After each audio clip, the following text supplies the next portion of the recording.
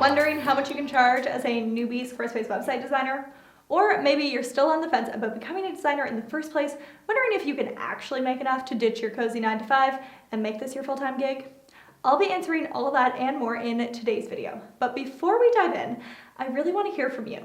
What is the biggest roadblock or fear you have when it comes to your finances in your web design business? What's keeping you from getting started?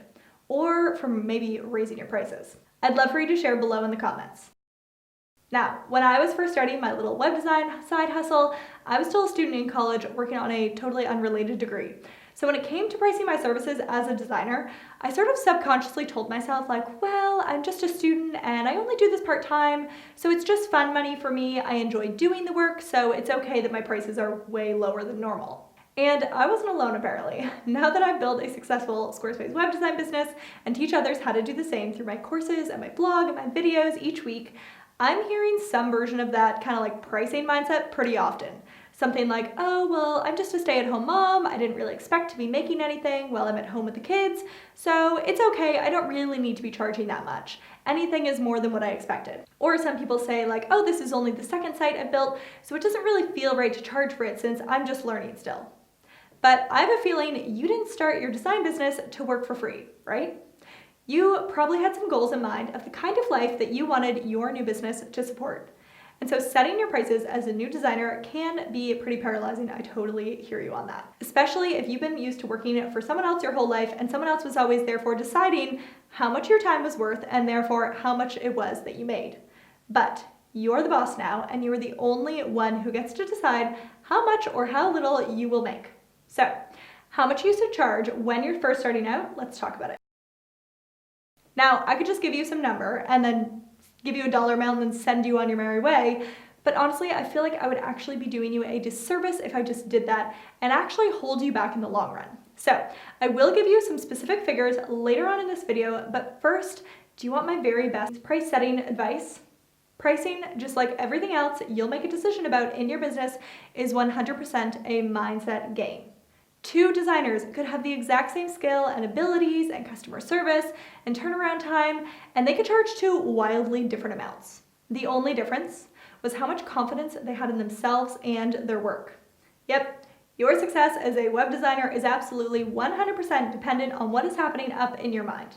I tried going full-time in my business twice, and honestly, the first time, it didn't go well. In fact, it went kind of terribly. I was a hot mess of tears and nerves, fearful about what it meant to be out on my own, relying on only myself to pay the bills. I was counting every single penny and had some seriously worried and anxious thoughts about my financial future. 2 weeks into going full-time in my web design business, a part-time job offer landed in my lap and I went running back to work for someone else and just side hustling my web design business. Those 2 weeks that I did go full-time for were an absolute emotional roller coaster, and it felt really safe to run back to work for someone else. So for those 2 weeks, I had a constant string of doubts and worries running wild in my head. Where is my next client? How am I gonna market myself? I don't have a clue what I'm really doing. What if someone learns that I don't actually have any professional background in this? I'm okay for rent for like a couple months, but what about after that? What if I don't get any more clients? Where is my next client? And how do I find clients consistently? Now, this thought pattern happened over and over and over every single day, all day in my mind. And as you can imagine, it was not a fun time. My brain was running 24/7 with only negative, worried thoughts. But what about when I picked up that part-time job? What happened then? 3 months later, thoroughly appalled and disappointed with myself for bombing my first attempt at going full-time and chasing my dreams of being a Squarespace website designer and going full-time, I finally tried again. But this time I did things differently. So what changed? Every single time a negative, anxious, defeating thought came into my mind, and believe me, there were many, I straight up told it, go away, I don't believe you, you're not serving me. I then read all of the personal development books, meditated like it was going out of style, and generally became like a yes I can ball of energy. I have a chalkboard above my desk, and what did I write on it? I wrote the word faith. And you know what happened? It damn well worked. The more woo-woo that I got, the more my business grew. The dollars rolled in, and a few months in, I was walking around town on cloud 9. I legitimately remember locking down a huge sale and then walking down to the shops to celebrate with purchasing myself a new pair of brown leather boots for fall. And I clearly remember thinking, like, I can't believe I get paid this much to live my dream. So, back to pricing. I know that your question is about what you can charge, but I'm going to answer you a little bit differently here by actually predicting how much you will charge or what you will charge. If your mindset and belief in yourself and your work is currently in the gutter, you will charge well below the market rate and always feel a little bit like you're being held back and like you're going to be quietly disappointed about what you're earning. You'll be wishing that someone out there would give you permission to charge more, and you'll be afraid AF to raise your prices, and you'll have this what feels like an invisible barrier between you and what you really want. And do you know what that invisible barrier is? It's your own mind. Before you decide what to charge, you need to get yourself in the most positive, woo-woo, rah-rah place that you have ever been in. Becoming your own boss is an emotional roller coaster, and I will be honest, it's not going to be easy to get in the positive mindset flow and stay in it. Now, I've personally found that reading personal development books to be the best way to get myself in that zone. I then pair that with meditation and affirmations, envisioning exactly what I want my future to look like. And now I can't speak for anyone but myself, but I'll just say it totally worked for me. So, wondering what you should read or how the heck you should start envisioning this new future for yourself as a real, actual possibility? I'll share the list of books that I read when I got started and the exact order I recommend you read them in. So first, I would recommend going for Hal Elrod's Miracle Morning. It's all about habits and creating a morning routine for yourself that is guaranteed to have you taking on your day from a place of calm and confidence and focus. Practice the Miracle Morning and miracles will legit start happening in your life. Why?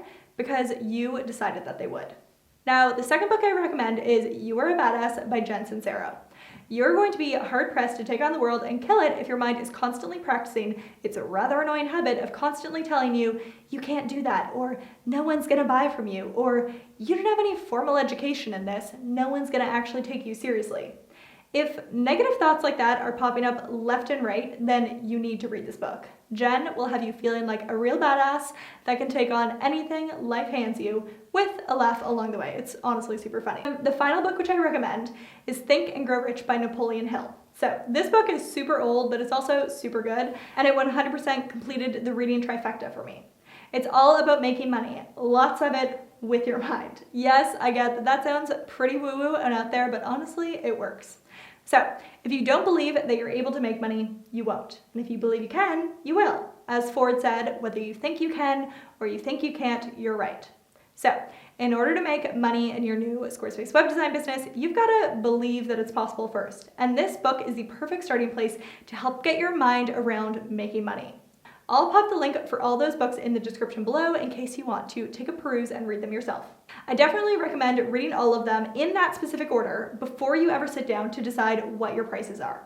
Now, on really practical terms, I do want to give you a rough idea of what you can charge and therefore make as a Squarespace designer. Now, in some very not scientifically accurate research, I literally Googled a bunch of Squarespace website designers and anyone who listed their prices or starting at prices, I averaged them out and came to the conclusion that average pricing for a small 5-page Squarespace site built by a beginner to medium experienced designer is going for about $2,000 US. Now, bigger sites that are more like 7 to 10 pages, built by more experienced or well-known designers, go for more in the range of like $6,000 to $8,000 US a website. If you run a web design process like me, where you work with one client over a 2-week period, you can easily do 2 sites in a month. So I hope that helps give you a bit of a peek into like what's possible earning-wise. Now remember, if you're looking for more inspiration, you're going to want to check out this post on the blog where we chat with one of my past Square Secrets and Square Secrets business course students, Mariana Durst. She's chatting all about how she was able to quickly grow her business and start charging premium prices as a Squarespace designer. She's also sharing what life looked like before and after becoming a successful Squarespace website designer, and how the same transformation is totally possible for you too. So definitely be sure to read that post. I'll also link it for you in the description below. Thanks so much for tuning in. If you like this video, please be sure to let me know by hitting that like button. And also please don't forget to subscribe to my channel and hit that little bell icon so you can be notified of when I put a new video up on the channel every single week. Wondering what to watch next? Check out these videos too.